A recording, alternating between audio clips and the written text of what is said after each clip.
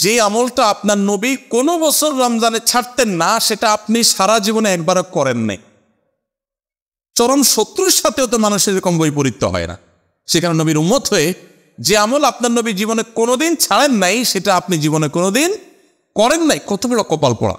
রমজানে এতেকাফের ফজিলত কি, এতেকাফের সঠিক নিয়ম কি, এতেকাফ থাকা অবস্থায় কি করা যাবে আর কি করা যাবে না, একটু বিস্তারিত জানাবেন। কারণ আমাদের দেশে এতেকাফ এমন কঠোর করা হয়, ভয়ে কেউ এতেকাফে বসে না।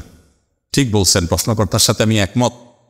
অনেকে মনে করে এতেকাফে বসলে আর কোনো কথা বলতে পারে না, 10 দিনের জন্য মুখে তালা দিয়ে দিতে হয়। একটা বোগাস কথা, ফালতু মাসালা। কে বলছে আপনাকে এতেকাফে বসলে কথা বলা যাবে না? আপনি বাইরে থাকতে যেরকম কথা বলতেছেন, এতেকাফে বসলেও কথাগুলো বলা যাবে। অনেকে মনে করে এতেকাফে গেলে বোধহয় পাথরের মতো থাকতে হয়। না, আপনি বাসায় যেভাবে থাকতেন মসজিদেও ওইভাবেই থাকবে। শুধুমাত্র মসজিদের আদব লেহাজ যেগুলো, সেগুলো বিশেষভাবে একটু খেয়াল করবেন, ব্যাস এবাদতবন্দি করবেন। এতেকাফ এমন একটা আমল ভাই, আমি এখানে যত মানুষ আছেন যদি জিজ্ঞাসা করি আপনাদের জীবনে কার কার রমজানের শেষ 10 দিন মসজিদে এতেকাফ করার সুযোগ হয়েছে, আমার তো মনে হয় না যে 20টা হাতে উঠবে। অথচ ভাইরা, রমজানের সবচেয়ে গুরুত্বপূর্ণ আমলগুলোর একটা হলো রমজানের শেষ 10 দিন এতেকাফ করা।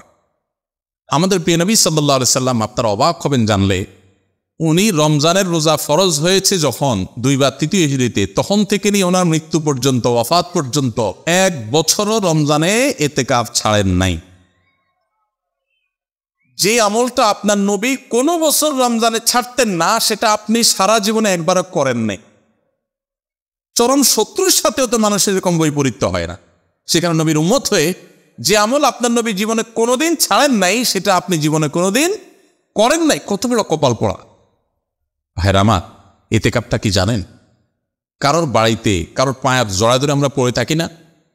অনেক সময় দেখা যায় না, কিছু গরিব মানুষ, কিছু ফকির ভিক্ষুক দেখা যায় পাও জড়ায় ধরে চাপ দিয়ে যান, তখন না দিয়ে পারে মানুষ।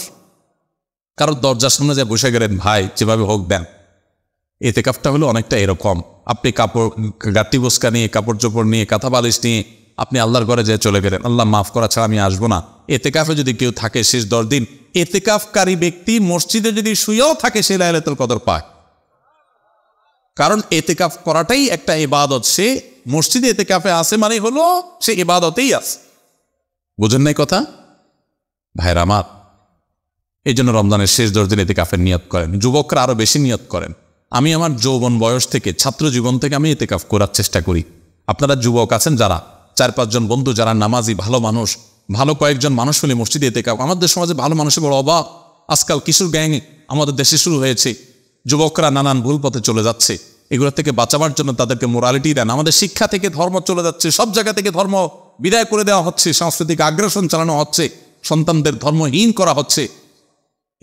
এর পরিণতি যে কত ভয়াবহ সেটা আমরা এখনই দেখতে পাচ্ছি, সামনে হয়তো আরো বেশি দেখতে পাবো। কয়দিন আগে দেখেন নাই যে শিক্ষক আর ছাত্র মিলে মদ খাচ্ছে কোথায়, কেন দেখেন নাই? ভিডিও সব টিভিতে নিউজ হয়েছে, পত্রিকা দেখেন নাই? কোথায় চলে গেছে সমাজ? এই অবস্থাতে যদি বাঁচাতে চান, সন্তানদেরকে আল্লাহমুখী করেন, কোনো বিকল্প পথ নাই। যে সন্তান আল্লাহকে চিনে, আল্লাহর ভয় আসে, সে কোনোদিন অন্যায় করবে না। এজন্য ভাইরা, এতেকাফ করার নিয়ত করেন। যুবক ভাইরা, মুরব্বীরা, আমাদের দেশে অনেক এলাকাতে টাকা দিয়া লোক রাখে এতেকাফে, আছেনি? খুবই জঘন্য কথা। এটা টাকা দিয়ে রাখার জিনিস না। কত বড় জঘন্য যে আমরা এতেকাফ করার লোক খুঁজে পাই না, সেজন্য টাকা দিয়ে লোক রাখতে হয়। কেন রে ভাই? এলাকার সব মানুষ কোথায় চলে গেছে? খুবই নিকৃষ্ট সে এলাকা, যে এলাকার মসজিদে একটা লোক এতেকাফ করতে বসে না। এজন্য আপনারা এতেকাফের নিয়ত করবেন তো ইনশাআল্লাহ। এতেকাফ খুব প্রেমময় একটা ইবাদত, তৃপ্তিদায়ক একটা ইবাদত। একটু করে দেখবেন। এতেকাফে বিশেষ কিছু না ভাই। আপনি 20 রমজান সূর্য ডুবার আগে আগে মসজিদে ঢুকে যাবেন এবং ঈদের চাঁদ ওঠার পর মসজিদ থেকে বেরোয় আসবেন। এই 10 দিন মসজিদে থাকবেন। বাসা বাড়িতে কেউ খাবার দিয়ে যাবে, খাবার খাবেন। মসজিদে ঘুমের সময় ঘুমাবেন, নামাজ কালাম পর বাকি সময় বন্দি করবেন। বিশেষ প্রয়োজনীয় কাজ থাকলে ওই মসজিদের ভিতর থেকে সারতে পারবেন।